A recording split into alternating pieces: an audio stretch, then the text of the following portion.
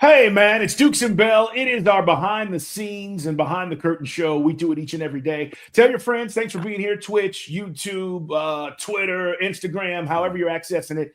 We got a big Friday show, Mike. We're at Twin Peaks in Kennesaw today, and we got a lot to talk about. We're going to be joined by B-Mac and Steve Koonin from the Hawks, and we'll get into some Hawks conversation because Trey made his return last night. But it's funny, Mike, because people are still reacting to the idea that the Falcons may be interested in Belichick if, in fact, they make a change. Now, none of this is official, again, but Josina Anderson put it out there, and we talked about it yesterday a couple of different times on the show, but it's just funny to see the reaction from some Falcon fans who are like, man, we ain't got nothing to lose. Let's do this. Yeah, I mean, purely for an entertainment point of view for Dukes and Bell, I mean, talking about Jordan Hudson, maybe we would have her on the show, have her own segment, talk to Coach. Carl and I were joking on, could you imagine us up at Flowery Branch talking to Bill Belichick every week? I mean, yeah, it's hard to put your head around that.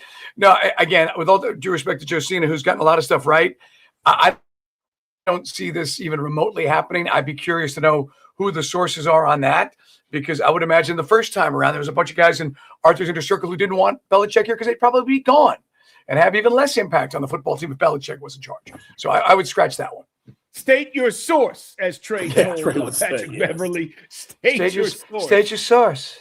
Yeah, man, I'm with you on this. And look, as far as where we go, we got 3 weeks. Cards on the schedule this weekend for the Falcons. We'll talk a lot about that today as we get ready for this matchup. We had Kirk Cousins on the show on Wednesday. And for those who missed that interview, you'll get a chance to hear it in its entirety today as we'll replay that for you because it was so good, so interesting as far as what Kirk is thinking as far as, his future and where he's currently at and the OC and all of that.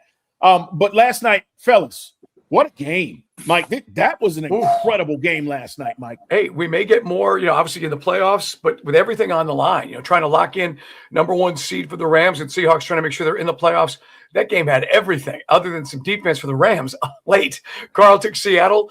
Day, who's not on today, our producer, Damien, we had the Rams -1.5. They're up 14, looking good. And then the Rams can't get a stop to save their lives with all those wanted defensive players they've added. And, the great debate, and you and I I've said it a million times, I don't believe in Sam Darnold. Well, he silenced the critics at least for one night because last year he did choke in the 2 of the biggest games down the stretch. Last game of the regular season, the playoffs. Yesterday, Sam Darnold made every throw, and he made it in crunch time, Carl. And that was impressive. And then the balls to go for the 2-point conversion and get it. There's also they got it too, yeah, which was insane. Also a crazy play last night with a reverse pass, no reverse pass that the refs on the other 2-point that the Rams did. Rams going for it on every 4th down. Geez Louise, that was an exciting finish if you stayed up to watch. No doubt. And look, this is what the league's about, right? Well, first of all, think about this. Vegas had this game at 1.5. It went to overtime and they won by 1. Like, they're so on this stuff. It's so ridiculous to think. To Mike's point, If you watch that game in the second or third quarter, you're like, this is a blowout. Rams about to run the table here and be the best seed in the NFC as far as, with 2 weeks left. They've got to now try to chase Seattle down. They're going to need some help. But it wouldn't surprise me, guys, if we see these 2 teams down the road again, maybe in the NFC Championship game, if Sam Darnold's able to live up to it. Here's my issue, though, Mike. He still threw two interceptions.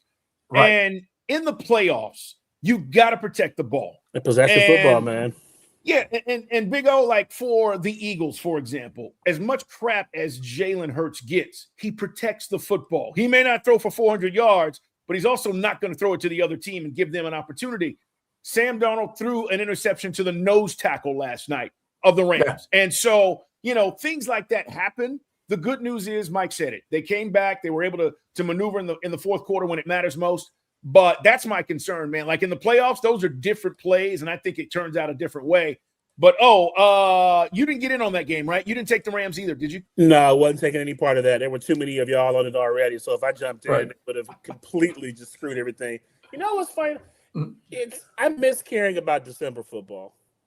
I miss being in a position where you watch a game like that, and you have a team in it, and you're completely invested in what's going to happen as it pertains to not just getting a seed for the playoffs, but trying to lock down a top seed in the playoffs right now. So watching that game last night, it was, just seeing 2 great offenses and 2 really good defenses going back and forth and 2 head coaches trying to one-up each other. But just the idea of December football meaning something and how it hasn't meant something in this city, for a while. Decade. Right. Yeah. No, it's a great point by Orin. I mean, we've said this every year now for the last 7 of 8 years, because technically last year we were alive going into that last week, but generally around between, Halloween, all guys, and Thanksgiving, it all goes south. And that's where you just feel like, oh, man. And now, as we said, even if you win out, it doesn't accomplish anything. Season in the balance, you lost those 5 games. But, yeah, to watch offenses functioning on that level, and it's made me think about our defenses. I said, Jared Verse and Fisk and all the pieces they've added. And the Rams just, they were just like tissue paper. Seattle is impressive. Now, the funny thing about the playoff picture as a whole, with the Chiefs out and the Eagles looking so strange from week to week, this thing is so wide open. That's why the NFL will probably, Carl, even have the best ratings ever when it comes to this playoffs. I don't think they get hurt without having Mahomes and the Chiefs, because I think there's a lot of variables in this equation. I think people latch on to Buffalo this year. Yeah, look, Brady didn't make every Super Bowl, even though it seemed like it, and the ratings were still great. Whatever teams advanced, we still watched and paid attention. And as a matter of fact, we were rooting for people to knock Brady off year in and year out. We don't have to root against the Chiefs. They've knocked themselves out of this thing. So I am curious, Mike, to see what the numbers are, because they are the team you love to hate right now just because of all the success that they've had. But fresh blood, man. And, for Josh Allen, this is supposed to be the year. You have gotten a gift. Yeah. You don't even have to see Mahomes in the playoffs. Or Burrows either. 2 guys who drove you crazy. And you've got young quarterbacks. You got Bo Nix. You got Drake May, and you got Trevor Lawrence, who's been to the playoffs, but you don't trust any of those guys going up against Buffalo and their experience, right? No, not at all. I don't. I think, and again, if Buffalo doesn't get to the Super Bowl this year, it's probably a wrap. Shame on them. They missed their window. You've been in these opportunities for the last 5 years where you've had a chance and you beat Mahomes, right? Or you should have beaten him. That's the game that changed the overtime rules where, Josh didn't get a chance a few years back. But yeah, if they don't get to the Super Bowl, and I'm not rooting for the Bills per se, but I just know, like, Mike, you look at this path, and at the season when it starts, you go, all right, here's who we're going to have to go through. And all of a sudden now you look at the teams, and it's a completely different landscape. Rams lose, Seattle wins. Seattle right now the top seed in the NFC. We got the Bears to look at. We still have the Eagles in the mix, but these 2 teams are legit, man. Meanwhile, guys, our boy Trey Young made his return last night. Mixed on this. I don't know what expectations were, Carl, but then it goes back to those first 4 games. I don't know if you want to just say, look, when a team shoots 49% from 3, and that's what Charlotte did. We didn't play perimeter. We didn't play perimeter defense. That's for sure. And I thought they used some of their size against us. Yeah, look, LaMelo, LaMelo last night had 28. Okay, but he had, and I'm looking at this because I was like, is that right? 8 of 11 from beyond the arc. He had 6 threes in the first half. He hit 8 threes in the first quarter. Mike, he had also missed some time and came back last night and really put his stamp on the game. Trey came back and 8 points. Okay, cool. Jalen had a big game, 10 assists. We said this, more assists sometimes than points with this particular group of guys. But I just thought like LaMelo took it personal, like Trey's coming back. I'm not going to let this happen tonight. And then he shot the hell out of the ball. So, but I'm not, I'm not judging the rest of the season on this game. It's his first game back in damn near 7-8 weeks or whatever it's been. Yeah. But I will say, I did expect more. Like, I expected him to do what LaMelo did last night, and he didn't do that. Right. And it's a bad – you mentioned the injury to Ball, but Hornets are a team we should be beating on the road. That just feels like a 2 losses. Good to see Nickeil Alexander-Walker goes for 28. He's still balling, he was one of the few guys – he and Jalen hit the 3, 4 of 9. Jalen had that 3-point shot to cut it to 1. They were down 20 – now, the good news is they were down 24 points, and they cut it to 1. And then, unfortunately, like I said, just the Hornets, they could not miss. And maybe with a 100% healthy Trey doing more than 20 minutes, we win that game. But it's a work in progress. And, again, I'm not going to overreact to Trey's first game back. It just, unfortunately, as Nate would say, we didn't play defense. There's a couple guys I still need to see more from. Luke Kennard right now is a ghost of himself. Yeah. Like, it just the fact that this is a guy who you were counting on to come in and give you didn't have to be crazy scoring pop off the bench, but come in, give me 8, 9, 10 points a game, hit a couple threes to keep it moving. But he's been almost non-existent the last month or so of this season. And then I love Dyson, and Dyson's defense is great, but I think he's being asked maybe to do too much offensively. There was a point last night where Steve was like, stop dribbling the ball, Dyson. Don't dribble the ball anymore. because he had a couple turnovers where he was moving the ball too much. But it just seems like there's a couple of guys who maybe we thought were going to be a little bit more offensively inclined this season, like a Dice and like a Luke Kennard. We're not getting that punch from them like we wanted to. No, but to Jalen Johnson, Carl, I mean, again, he was just one assist away from another triple-double. I mean, this guy is just – I mean, it's amazing to watch this guy do his thing, as I said. I mean, he missed some threes once we had those last 2 minutes. You're thinking they're going to drop. He had some good looks. Everybody had some decent looks late. Just didn't drop. Charlotte shooting lights out. But still, the defense – and that gets us back to what are we going to do with the trade deadline? You know, because, I mean, I don't know how much more defense, Carl, you can put on that half court. They just got to do their jobs, right? Yeah, last night was a lackluster effort. Tonight you get the Spurs, by the way. It's a back-to-back for the Hawks down at State Farm Arena. That's not going to be easy. Yeah, that's not going to be easy. So we'll see how it looks, man. But I'm curious. I've got to give Trey some time. I thought he might do more, but given the situation, to Mike's point about how well they shot the ball, we'll see what happens tonight and beyond. BMAC, as we mentioned, from CBS Sports, will join us today. Our man Steve Koonin, Hawks CEO. We'll talk to him about this team and some of the things we've been discussing. But tonight is a big night, man. College football playoffs. Bama taking on Oklahoma at Oklahoma. Winner gets Indiana in the Rose Bowl next week. And, Mike, I look at this game and I go, okay, Oklahoma went on the road. They put a great game plan together. Brent Venables, defensively, Alabama had issues. And I don't know if they're going to have those same issues tonight on the road where these Oklahoma fans are going to be going crazy. I like Oklahoma to be in this game. And as a matter of fact, they're favored. We were talking about this by 1.5 points. So it's a pick 'em, really, guys.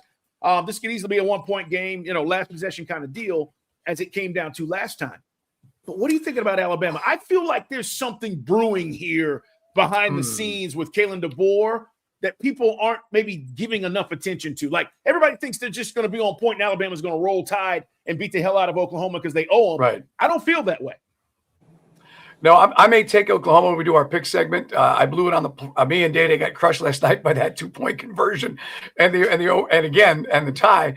But Ty Simpson, he was shaky in the first half in Bryant-Denny for Alabama. Now, as you said, Carl, going to Norman, Venables is a mad scientist. I guess for me, can Mateer give me a couple of scoring drives where Mateer can do some things because he always looks like he just has not been the same guy with the injury since he took some of the hits before. He didn't look the same since before the Texas game. But I still like Oklahoma at home because I love Venables' defense. And you're right. Whether there's smoke there or however you want to break it down, Orin, it is intriguing. And it just seems like it would be the perfect cherry on top of this crazy year of college football for DeBoer to go to Michigan. And then Alabama fans will be up the creek, won't they? And then maybe Dabo goes, hey, remember me? I'm sorry. Somebody, I can't be somebody special. No, can Georgia or can Alabama can Oklahoma do what Georgia did to Alabama? That's my question.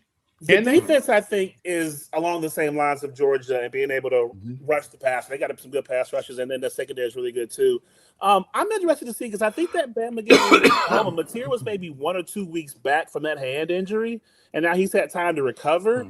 And something about Gunner being able to kind of pick apart that Bama defense, but also get with his feet, his legs too. So, and Mateer is a guy who, if I put him down with his legs too. So having him back there in the pocket and being a bit more healthy than he was before, that Bama offense right now, like it's just weak sauce. It's just something that's not meshing. And maybe it started with that Oklahoma game, but Jan Miller, they can't run the football at all right now.